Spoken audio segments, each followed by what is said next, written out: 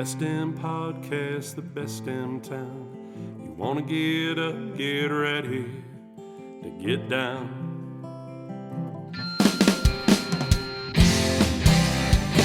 With its big wide sky and the wild river Thames, if you want to go, we can take you there to Great Falls, Montana. Welcome to the greatest damn town in Montana, Great Falls. I'm Rebecca Ingham. I'm Shannon Newth, and we're no damn experts. Today, though, we have probably a supreme expert Yes. in the podcast studio with us. one of our highest experts, maybe, that we've ever had. Oh, my That's a weird goodness. term to use. It's late in the day. Let's get to it. We have John Jengo, newly christened author. New Woo! author. Joining us. First time on a studio. podcast. Yes. First book is out in the world as of today when we're recording. And would it be safe to say that you are a Lewis and Clark rock expert? That probably would be correct. Not that the competition was all that stiff. Not a lot of people vying for that title. No one was vying for that. It's title. like the Guinness Book of World Records. There's all kinds of like really random titles that Right. you're like, well, you're the only person in the world attempting that. So John, let's get started with a little bit about you. Like, what's the journey that led to you knowing so much about Lewis and Clark? Well, when I was in college as a junior in 1979, so I'm dating Ooh. myself, I had the unique privilege through Princeton University, even though I went to Rutgers University, to come to a field camp in this magical place called Montana. Ooh, yeah. And this was a mythical place when you grow up in New Jersey. Yeah, sure. Oh my Yeah. goodness, I you're know. hitting all the high points. I know. Yeah. And New Jersey is a great place to be from. And so I got a van and I picked up a bunch of other students and I drove west. And What kind of van? I'm picturing Yeah. like a Volkswagen here. No, yeah, well, it was like an Econo Ford Okay. van, 1979. Yeah. Yeah. Comfy. So you might imagine what it was like for like a 20-year-old to head west for the first time. You think you're absolutely legendary. You're going places that no one ever went before. And very few people are at. Right. Right. Exactly right. So there I was in this mythical place called South Dakota, and I'm thinking, boy, no one else has ever been here. I'm the first person to be here. And then I look over, and there's this sign about this Lewis and this Clark, and they passed this way in 1804. And I said to myself, who are these guys? Yeah. And so we drove a little bit further through the Badlands up to Devil's Tower, Mount Rushmore, and I said, well, now we're far enough away from civilization. I surely must be the first person to ever gaze upon this vista. Oh, what does this sign say? Lewis and Clark again? Man, these Beat you two. to the punch. And to be honest, that happened all the way until Montana, where I went to Red Lodge for 6 weeks of field school. So when I went back, I was like, I thought it was just those two guys taking a walk. You know, they had nothing better to do. And because this was not covered in my school, we covered colonial history and Thomas Jefferson, but Lewis and Clark were never mentioned. Huh. And Where here, like, it is pounded. part of the like, curriculum. it's Of a course it is. big deal out Yeah. here. Yeah. We wouldn't exist without them, so Yeah. they say. So fortuitously, the University of Nebraska began to republish their journals, but edited and contextualized. And that first volume came out a year later in 1980, 1981, and I bought it. Ooh. And then I bought volume 2, and then volume 3, and 4, and 5, and 6, and 7, and 8. Oh, my. Over the next 12 years or so, I bought all the volumes, and I was hooked. You Hooked. drank the Kool-Aid. I did take it. And not only because it was like time travel. I mean, the first book I read, they talked about the migrating gray squirrel. And I was like, our squirrels don't migrate, you know, but they did in those times. And then, of course, Lewis, as the astronomer trying to survey his route, he's frustrated one day because the sky is blackened by the flight of the passenger pigeons, Oh my gosh. the extinct passenger pigeons. Oh. And I thought, this is a window into a country and an environment that no longer exists. Yeah. But for me, geology jumped off the page. Other people have written books about botany and zoology and ethnology, and these are all important things. They, of course, mapped the American West. They were geographic experts. People didn't think there was a mountain range out there any higher than the Appalachians. They didn't anticipate the Rocky Mountains. Lewis and Clark were the first people to discover this. But for me, reading it, they were doing a geological survey across the continent, and no one seemed to appreciate it. So, long story short, I thought I should be the one to perhaps bring that story forward. So as a kid in New Jersey, did you ever what got you into geology? I found a fossil trilobite. Ooh. Okay. And that was exciting, and I wanted to know what it was. Did you know what it was when No. you that it was a fossil trilobite when I you looked didn't. it up? Okay. I didn't. I was no child prodigy, believe me. I was barely a child. So I gave it to like an adult, and they thought it was some kind of fossil. They had it wrong. They thought it was like from yesterday or the day before. It turned out to be 300 million years old. Oh, wow. And so I really like that portion of Earth history. And although I wanted to be like a wildlife biologist, and I eventually kind of got back to that, oddly enough, many years later, geology seemed like a hard science that would really be interesting to study and have as a career. I do think it tells time in a way that you can't really argue about because it's layered in the earth. Like you can see, there's no really denying this part. Right. These rocks are buried thousands of feet, and they have tracks on them of some animal, and they're 1,000 miles from the ocean. So surely that was telling some prior story. So geology became my job, and eventually I ended up being an environmental geologist or a hydrogeologist cleaning up hazardous waste sites. Oh, wow. And that was grueling work. You're in a spacesuit many days.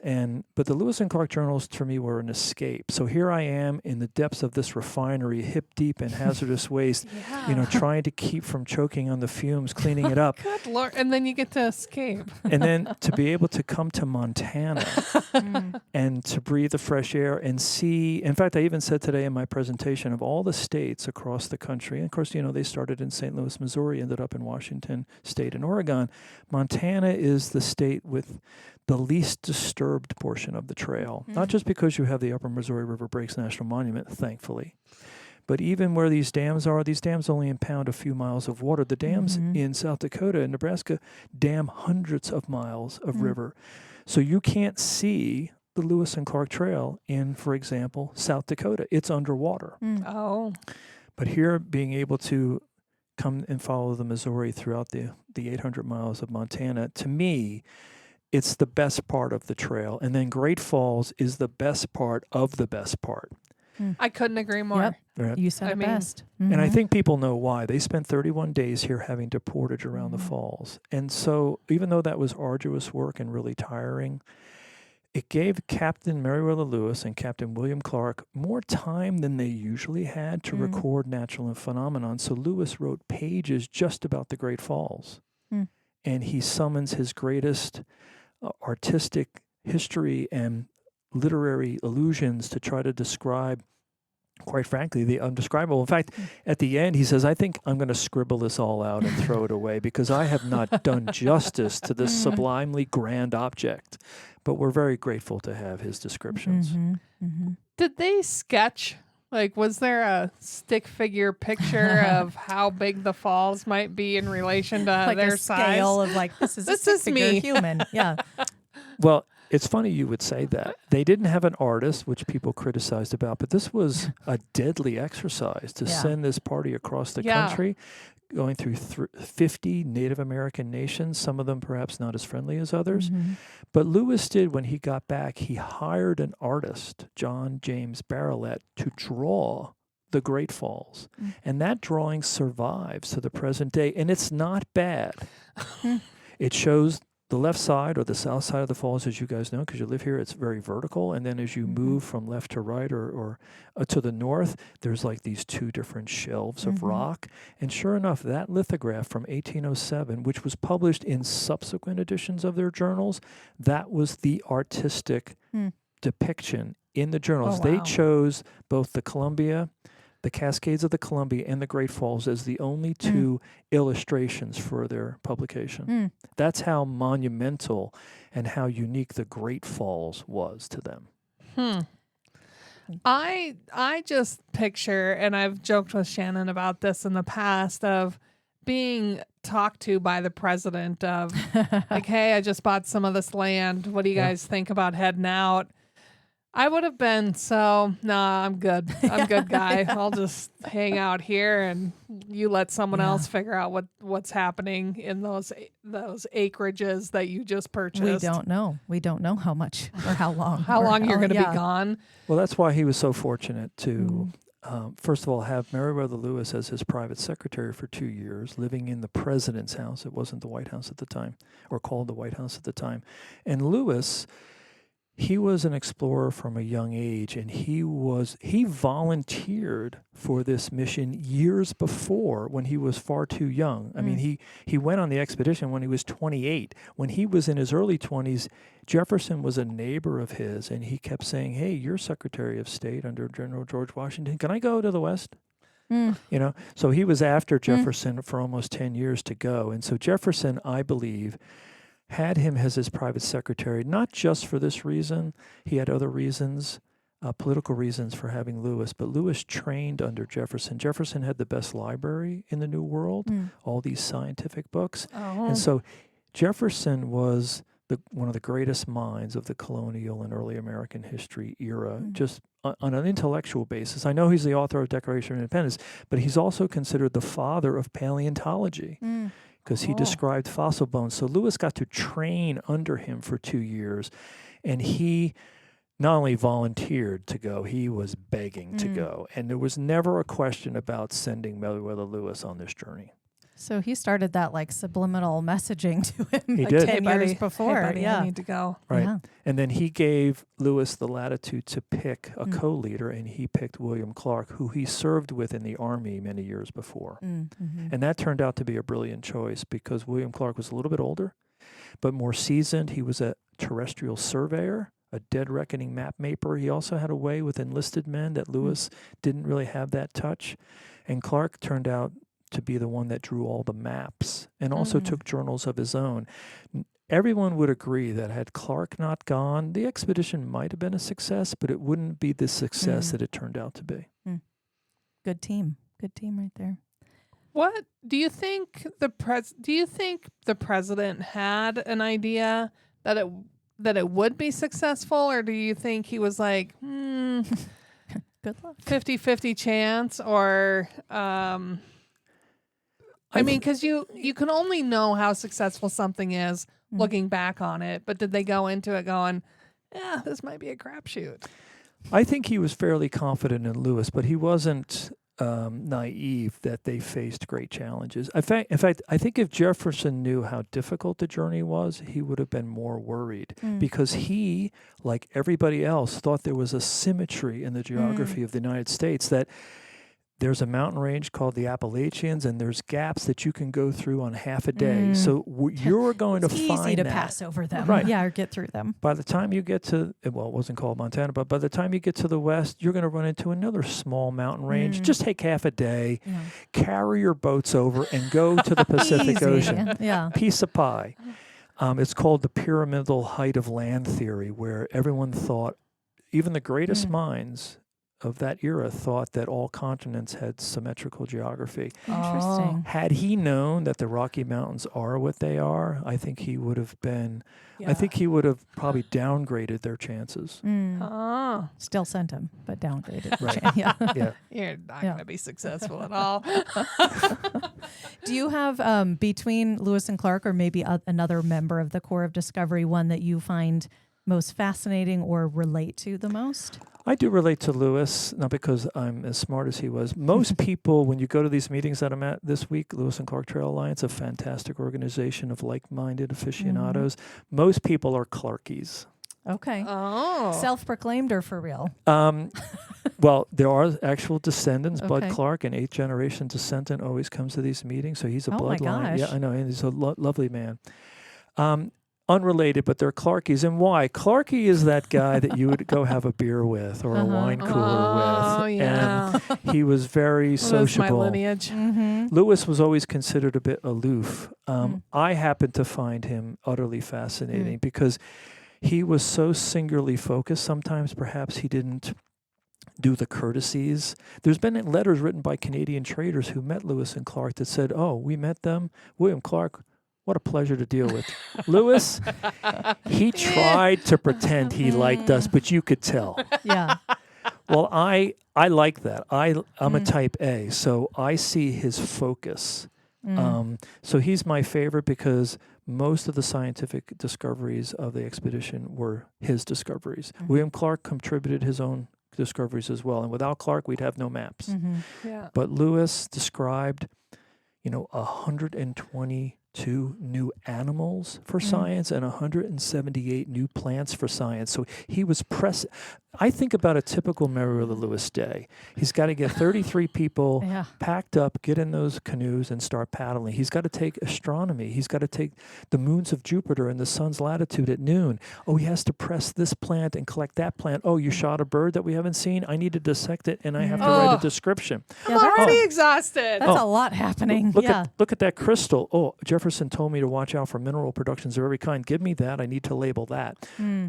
I find that level of productivity not quite relatable because I wish I was that productive, but I admire that immensely. Wow. So let's talk about what you are here for. The Lewis and Clark Trail Alliance, their annual conference is this week in Great Falls, bringing together a bunch of Lewis and Clark people. And these aren't hobbyists. These people are deeply committed to stories we know nothing about, that are deep, integral Lewis and Clark elements. What was your talk about today? I wanted to make sure it was relatable to the audience, so I did introduce my book, and I did summarize the scope of the book and some of my conclusions, but I wanted to make it more directly relatable. So I talked about those 31 days that the expedition was here in Great Falls. I talked about Lewis and Clark's observation of all 5 of the falls, 4 of which you can still see today. Only 1 is under a dam impoundment. Also the Sulphur Spring, which I think is one of the most remarkable spots. I've been all over this trail, 8,000 miles for 30 years. To go to Sulphur Spring, to see it unchanged from 225 years ago or 220, that is unique, I can tell you. A lot of the trail is underwater. Thousands of miles of river are dammed. Hundreds of thousands of acres have been plowed over. Thousands and thousands of acres have been built on with homes and industries and businesses. It is a rare privilege to come here to Great Falls, see 4 of the 5 falls, go to Sulphur Springs, and also go to Giant Springs, which I know has been turned into a lovely park. But to have those features still exist, I could tell you a half a dozen other places on the trail where the journals are equally as compelling, and there's nothing left. Great Falls, to me, is the epicenter of the Lewis and Clark experience, not just because of those 31 days, not just because of the brilliant descriptions in the journals, but because you can see and stand where they stood and see what they saw. That is unique. Yeah, it is relatively unchanged. Yes, it is. For most of it. That is neat, though. And I don't know if I realized that because my husband and I have done that hike, the short hike out to Sulphur Springs. And you wonder when you're out there, like when I was standing there, I wondered that. I'm like, because there's not a lot built up around there either, right? Thankfully. And you wonder, I'm like, is this the height that the water was in this spring? Is this the smells that they were smelling? Is this what they were seeing essentially? And it is pretty incredible to think basically the answer is you're experiencing what they did. Yeah, I took a tour there yesterday. I took a group of people out, and before I started geeking out on it, which I tend to do on geology or chemistry, because I had to go sample the springs myself to prove a theory, I made everybody stop, and I said, I need you to just appreciate where you're standing right now, how unique this is. Take a look around. You might literally be standing where William Clark stood. Yeah. And you might be standing where Lewis stood, or the enlisted men. Take a look around. Not just here, but across the river at Portage Creek where they began their portage. I go, the only thing separating you and Lewis and Clark right now is time. That's the only factor. So take that in. And then, of course, I got too excited. And one of the things that I worked on and why I really loved coming to Great Falls was there's been papers and books written that there was no sulfur in Sulphur Springs. Come on. I know. can smell it. I know, but as I explained today and also in a chapter in my book, when that spring has been tested, they didn't analyze for sulfur. So a non-scientific person looked at that and said, I don't see sulfur here. So they said there's no sulfur in Sulphur Springs. Why was a non-scientific person even analyzing it to start with? Well, because that spring happened to have a history where Sacagawea, the Indian woman that was on the expedition, was very ill. Yeah, I'm curious your thoughts on this. Yes. Right. And so it's a very famous story in the journals where Lewis, they try all these remedies on her, bleeding her and giving her laxatives and so forth. And then Lewis, who knew a little bit about herbal medicines, he sends somebody over to get a cast of water, of the sulfur water, to give it to her, and she recovers. So there's been a lot of doctors that have written books about whether or not that actually happened. And whether or not it happened, I guess, is up to the medical professionals to decide. I do have my own opinion. But they also looked at that analytical report and said, well, sulfur certainly didn't help her. It's not in here. But in fact, it had never been sampled before. So I was here 3 years ago, hiked out there with sample bottles, nearly didn't get out because I hiked down to the bottom of this ravine where there was this cascade, and then I didn't have a way out. Oh, whoops. So I really wish made it though, clearly. I did. I was like, I really wish I had left a note in the car about where I was. Anyway, and so I got to announce today to this rather relieved audience that there was in fact sulfur in Sulphur Spring. So for those of the folks who haven't been out there, the Sulphur Spring Loop is on the north side of the river, and the portage began on the south side of the river. Correct. So in my mind, Sacagawea is sick on the south side of the river. Correct. And Lewis somehow says, I smell sulfur. There must be sulfur water, and walks across the river because it's shallow and finds Sulphur Spring because it's not visible from the river. No, it's not. And it's not like you would have to smell it to be able to find it. Is that true? That is true. And I think, and I explained that in the field trip yesterday, if you go out there, there's a small 25-foot high cascade right at the river's border from the spring. Without that cascade, they may not have noticed the spring. But that cascade, because I tested this, releases a lot of these sulfides, including hydrogen sulfides. So even though the spring, as you say, Rebecca, is set far back and might have been invisible to them, it certainly is invisible from the river when you're on it. Yeah. This cascade is only 70 feet from the river, was aerating a lot of this hydrogen sulfide, and that day, the wind must have been blowing in the right direction, and Lewis looked up and said, there has to be a sulfur spring here. I smell it. Okay. And he was correct. Wow. And it's because of that little cascade that you can see from the river. That makes more sense because there's really there's not no other way until to you're know on it. Yeah, unless you're just meandering because you're why would you meander that I'm way? waiting. Well, you got a bunch of guys out there. Yeah. 2 are trying to figure out how to get around all 5 of the falls, and you're like, let's see It's possible if they had sent a hunting party over there, I think that would have been discovered perhaps not on the very first day, June 16th, 1805, when they got there. But because they always sent hunting parties out, it's probable within a week a hunter would have been on that side because it is rather flat compared to the Portage Creek side. Yeah. They might have come back and said to Lewis, hey, there's a spring here that you might be interested in. But the cascade is why they noticed it within minutes of arriving. That makes sense. quick, folks. Are you willing to share your theory on if the sulfur helped her heal? Yes. And how you think it probably helped her. That's another good question. If that's as I said today to this audience, I said, I don't think it was the commencement of this treatment that helped her. It was the cessation of being bloodlet 3 different times and ingesting all these glauber salts and these laxatives and having all of these other supposed remedies. She was extremely dehydrated, and bloodletting and having purgatives in her diet only made her more dehydrated. So it's probably likely that just drinking any kind of water would have helped, but the fact that they decided to try this remedy and stop using those other remedies, quote unquote, I think that's where she turned the corner. Okay. So I know That that's makes sort of a sense. backward way of doing it. That's No, it my makes opinion. sense. That's my Yeah. opinion. Is she was just any water would have worked. Yeah. But And she was also a rather robust young woman. She had some sort of pelvic inflammation, and she recovered, I think, largely on her own volition. yeah, she's just tough. She's very She was tough. tough. A little Absolutely. feisty woman. That's right. Yeah. And now you are from New Jersey originally, but Pennsylvania is your home now. Is that That's right. correct? Okay. Oh, So look at tell you us- know stuff. Well, it's on his name badge too. Oh, okay. I mean, I did see it earlier, but it is on his name badge that he's wearing. okay. So how long are you out here for this Trail Alliance, and what other things happen? You led a hike, you gave a presentation. What else do you have going on while you're here?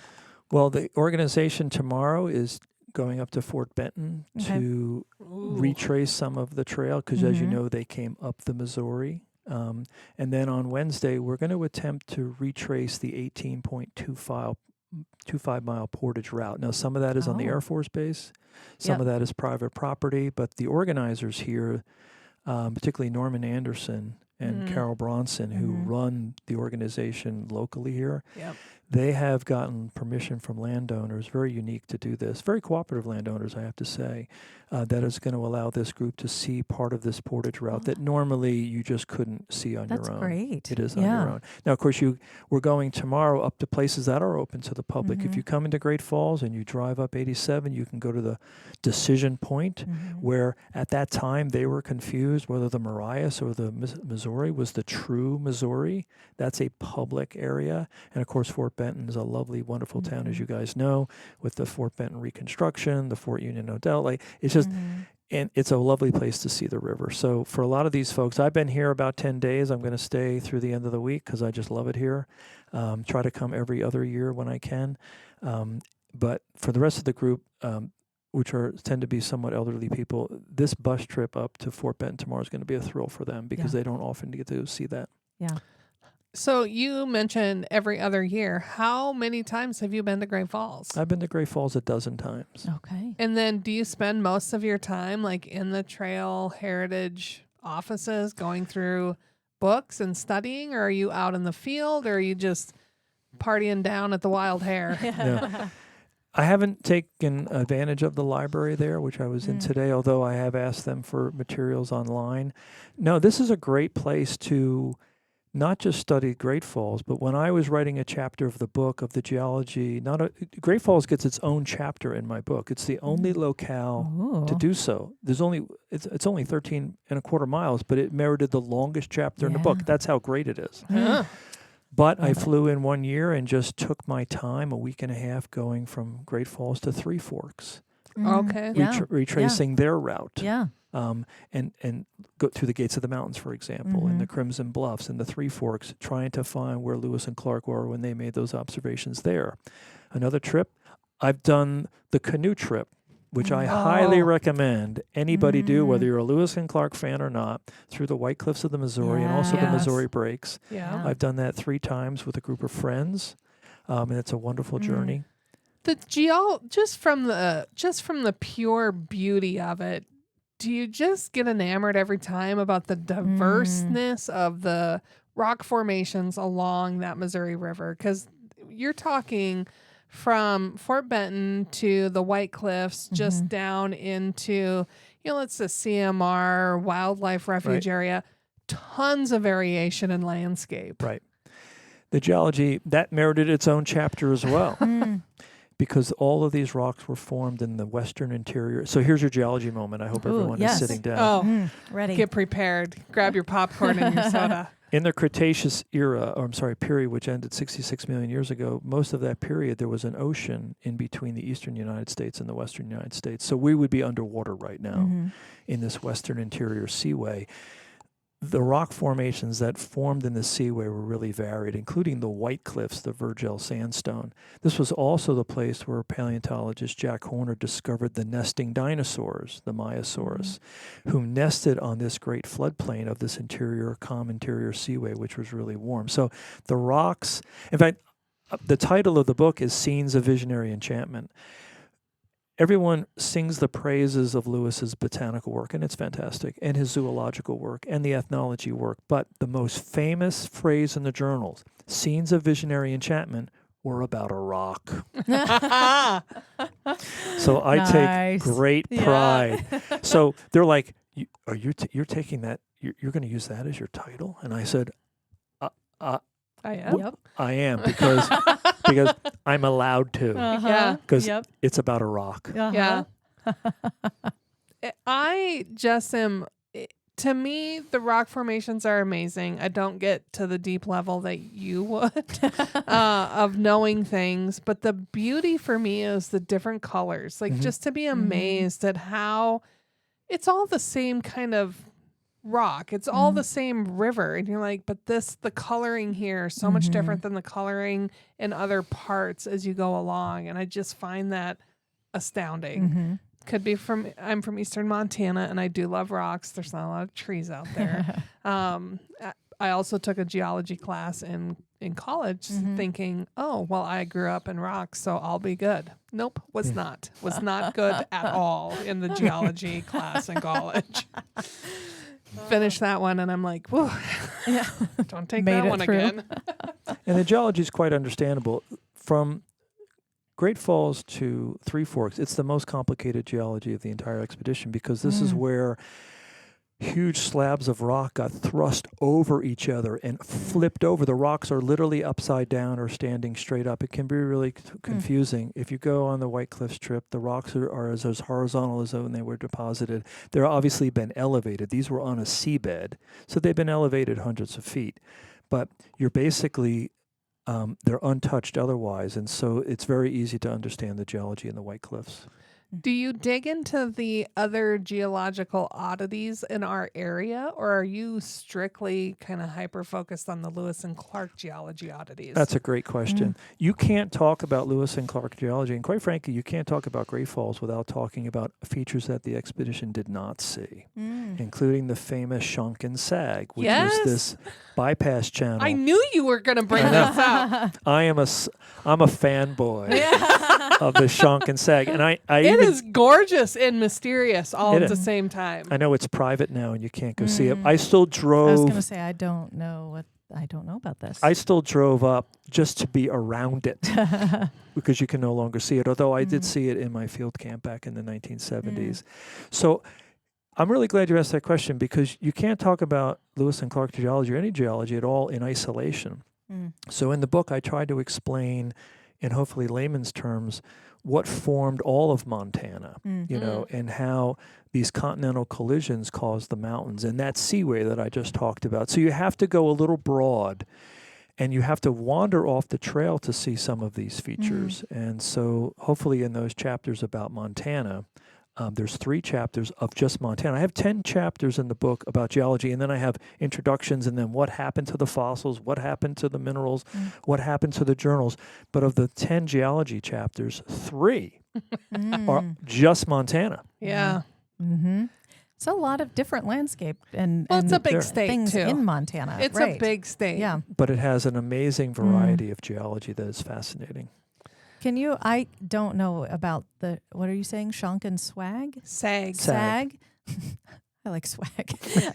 It's where Lost Lake is. Right. Okay. Or was. Right. Is. Okay. But isn't open to the public. Yeah. But the drive out there, just going through the Sag itself, you're going to, I'll show you pictures, which does our listeners no good at all. But it is just odd, rugged, like it doesn't belong there. Like you will just happen upon it and it'll sprout out of the ground and be like, "Ooh, I'm here now." You're like, where did you come from? Gotcha. Okay. So it's just rocks. Yeah. It would be like a mountain top if it were a mountain. Oh, Like a okay. rock ridge Okay. in some of those areas. Okay. I'm doing it no listeners, justice I'll try at to all. find a photo for you and put it in the link in the show notes so you can figure out what we're talking about here. In context, when the glaciers moved down from the polar regions, they covered Great Falls with a huge ice sheet. The Missouri River still wanted to flow, still needed to flow. So before the glaciers began about 2 million years ago, the Missouri River came past Great Falls and went straight up to Hudson Bay.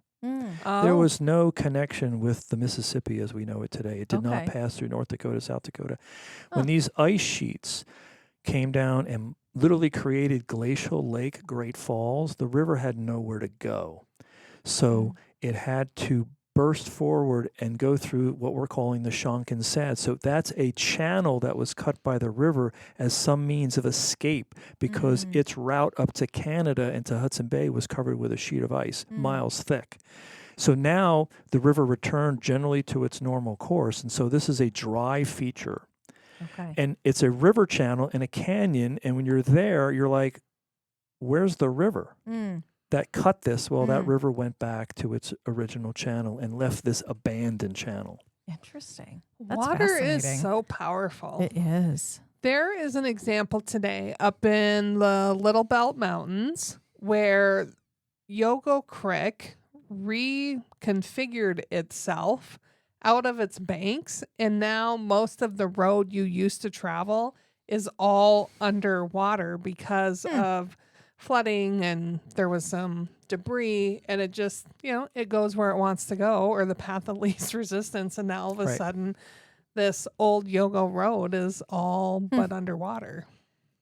Crazy. Yeah, it's really wild to me. Yeah. How powerful water is. I think one of the things that shocked the audience today was the canyon that we all know with the 5 falls isn't millions of years old like the Grand Canyon or tens of millions of years old. It's only 100 years old, maybe 12,000 years old, but the youngest date that's been assigned to this section is 9,500 years ago, which means there were Paleo-Americans here when that channel was cut. There may have been witnesses to that because there was an ice sheet covering the exit for the Missouri River in Great Falls, so it went and cut a new channel. The old channel still exists. It's near Sand Coulee Creek.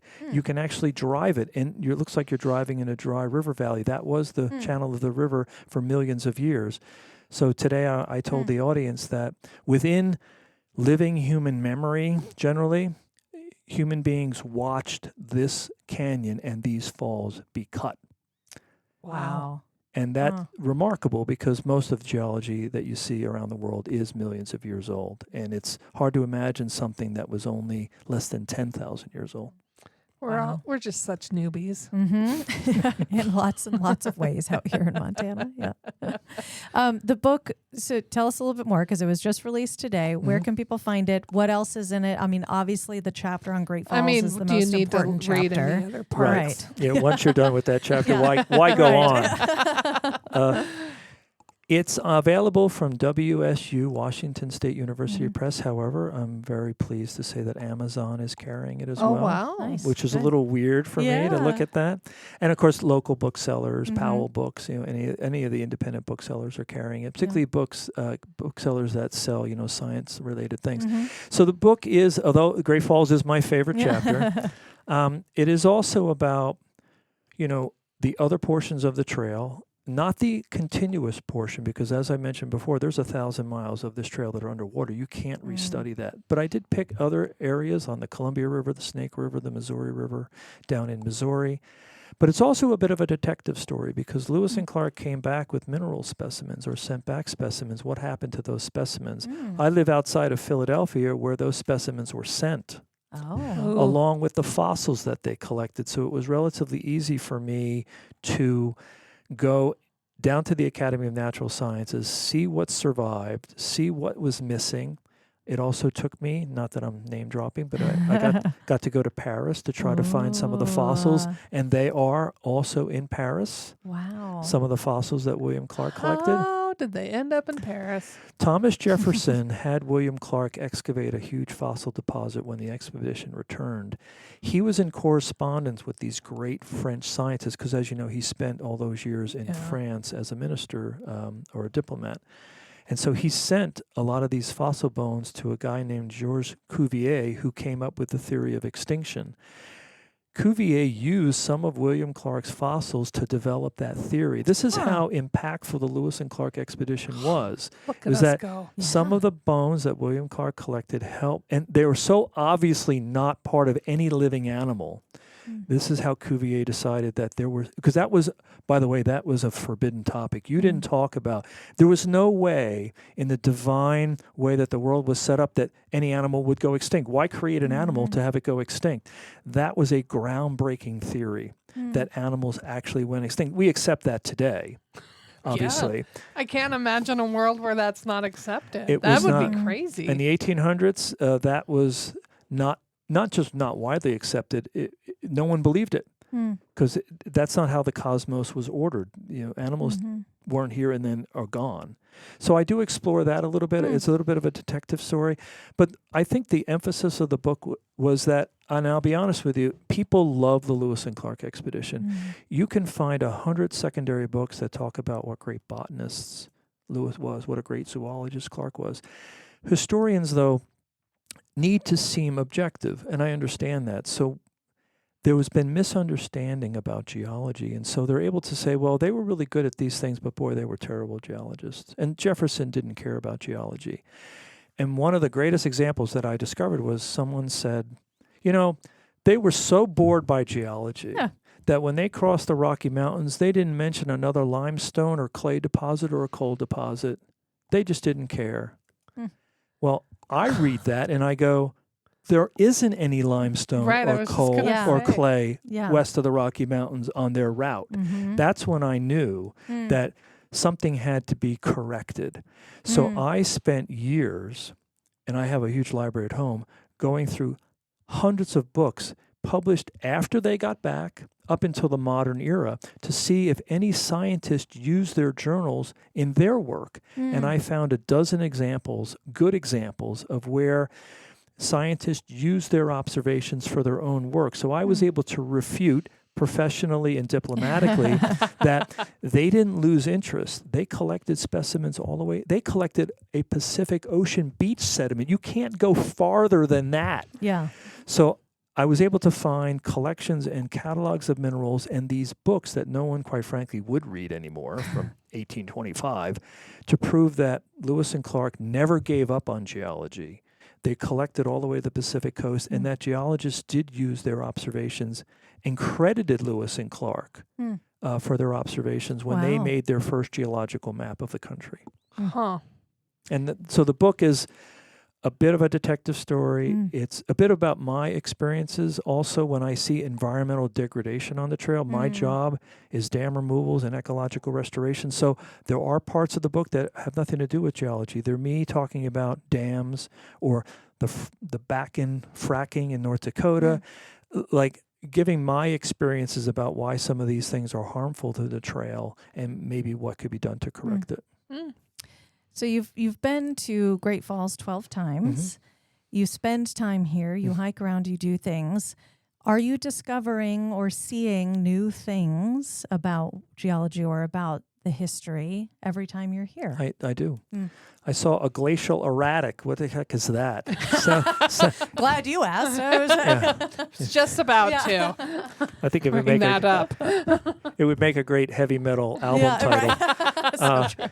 Or a band name. Yeah. It was a huge granitic boulder dropped by the glaciers. I probably walked by it or missed it 11 times before, and I saw it this week. So there's a lot of glacial drift on the ground. You see all these rocks that are not these red sandstones that the bedrock is made of. So these rocks have traveled thousands of miles to be here. And I even saw a pronghorn antelope the other day driving out to Lost Lake. I slammed on the brakes, got out of the car. This is not something you see in Pennsylvania. And of course you have the beautiful white pelicans here. I could take 1,000 pictures of a white pelican and not have enough. Oh. I'm like that with rocks. Yeah. You should see my pictures of Fresno. Every time I'm up there, I'm like, oh, Fresno. Take 300 pictures of this one rock face. And my husband's like, Do you have enough? I'm like, no, never. Want more pictures? Even yesterday, I went out to Giant Springs and sat. Even though I have been there dozens of times, Yeah. in fact, I went there 4 times in one day earlier It this looks week. different. Yeah. It each does. time. It Yeah. does. And I just counted the number of boils of the recharging water. So I discover something new every time I come here. For someone who has never been to Great Falls before, is visiting this area, is interested in history but doesn't really know much, kind of what's the beginner of, maybe if I do the hike to Sulphur Springs, we'll just do that. If I'm doing the hike to Sulphur Springs, what are things that I should be looking for that are unique in that area, besides, of course, the spring itself? Well, the wildflowers this time of year have been spectacular. The wildlife, again, it's not wildlife in fact, when we went out to Sulphur Springs yesterday, there were probably 40 white pelicans floating on the river right below the spring. So I would encourage people not just to look at the geology. The Lewis and Clark journals are a good introduction to Great Falls. You're lucky that you have this trail network now, the River Trail, which I've hiked. It gives you tremendous access. There's other places in the country where Lewis and Clark features are existing, but there's no way to get there. I think Great Falls has one of the best public accesses that you can hike on both sides of the river and see these waterfalls. I think what's really unique about that also is the interpretive signage that they've installed along the trail to tell you stories, like things you may not have even been paying attention to. And all of a sudden you're like, oh, let's take a break and read this sign because I need a breather. And it tells you about the oddities that you wouldn't have even thought of. Yeah. Like, you're just out there walking along and then they start talking about glaciers and you're like, what? Oh, yeah. I would encourage that. You guys have the best interpretive sign network. Like, there are historical signs that I gravitate to about Lewis and Clark's journey, but then I walked past a sign, about the flyway for migratory birds, and then there was a sign about the fisheries that you have here, and then there was a sign about the wildflowers, and then a sign about Paris Gibson and his founding of the city and the building of the dam. So even if you're not a big fan of geology, if you're a fan of history, if you're a fan of botany or zoology or birds, they've done an excellent job in covering all of the bases. You will be interested in something in one of these signs if you take one of these trails. And as you guys know very well, you can go as long as you want. You could hike 10 miles out to Box Elder Creek and back, or you could do a half a mile walk to Crooked Falls. And so it's beautifully designed trail work on both sides of the river, and you can do it as far as you want to walk. Have you been out to Box Elder Creek out there? I'm going out on Friday. Okay. Oh, wow. That's an area where, like, okay, I got to figure out how I want to see it in person at some point, but it's a hike. Yeah. It's a hike. So I thought I would be totally acclimatized to your altitude because I'm coming from an altitude of 100 feet. Oh, yeah. It's a little different. And so I think our friend Aaron says a week. A week? A week. Oh, I've been here a to week, get acclimated. Yeah. Oh, well, perfect timing You're then. good. Yeah. Yeah. So, and I'll revisit the same location. Like, the falls look different each time. Even when there's not a lot of water running, you can see more of the geology. Yes. That's what I tell visitors when they come in, because this time of year it tends to have, good flow. Right. But that's what I tell people, because they're like, oh, there's dams there now, or oh, the water's not flowing. But I'm like, I think that's some of the most fascinating times, because you can actually see the structure of the falls themselves. There was one year I came when I knew the falls weren't running, because I wanted to see what Lewis saw, because he was describing these different ledges of rock. And when the falls are flowing in full, it's just a wonderment of foam, and you can't see anything. No. So each time I come, I don't even go to my hotel. I get in from the airport, I get in my car, and I go see all four falls just to gauge the water level. Yeah. And then I never fail to go to Sulphur Springs and to Giant Springs, because they're different every time. The sulfur aroma is different every time. The discharge from Giant Springs varies by hundreds of thousands of gallons a minute. When it's really running, I explained today that it's almost discharging 400 million gallons of water a day, which is enough to fill an Olympic-sized swimming pool in 2.5 minutes. Yeah, that's crazy. And so much water. I honestly, I literally walked down to the Giant Springs 4 times in one day yesterday, just because I was like, gee, I wonder what it looks like now. So it's endlessly fascinating. This is why it's my favorite place of the trail. Well, we're so glad that you chose to spend part of your time and your favorite place on the trail with us. Yes. And thank you for your commitment to understanding our area and being this damn excited about it. We love it. It's I do. It's just reinvigorating. I mean, we're here and we tell people we're excited, but to hear it from, it's neat to hear your excitement for it, and it gives us more talking points to tell people to get excited about too. Well, I appreciate you inviting me. This has been a real pleasure. So thanks, John. And you too can be just like John, get super excited. Go to some of the places he's going, because a lot of them are still open to the public. So let this be your calling card to get to Great Falls, experience every season of this area. And until we see your bright, smiling, happy, healthy, beautiful face in our fine city, we do hope you're creating amazing memories with your friends and family, wherever you might be. See you soon. We're No Dam Experts is the recorded claims from Great Falls, Montana, covering what you need to know about this amazing damn town. Damn, that felt good.